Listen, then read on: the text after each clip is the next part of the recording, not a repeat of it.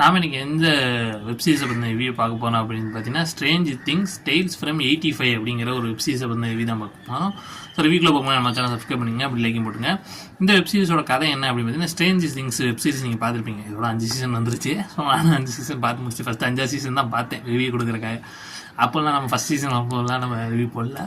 So அப்போ பார்த்தேன். So அதுக்கு முன்னாடி பிடிச்சி போய் தான் எல்லா சீசனும் பார்த்தேன். இப்போ இந்த என்னென்னா இந்த 2வது சீசனுக்கும் 3வது சீசனுக்கு இடைப்பட்ட காலத்தில் நடக்கிற கதை மாதிரி எடுத்து இப்போ விட்டுருக்காங்க. அது சூப்பராக இருந்துச்சு. ஆனால் இது நீங்கள் நினைக்கிற மாதிரி நெஜ சீரிஸ் கிடையாது.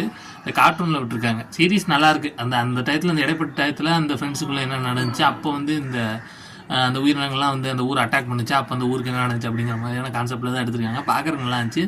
பட் ஒரிஜினல் எடுத்தது தான் நல்லா இருந்திருக்கும் அப்படின்னு எனக்கு தோணுச்சு. கதை நல்லா இருந்துச்சு.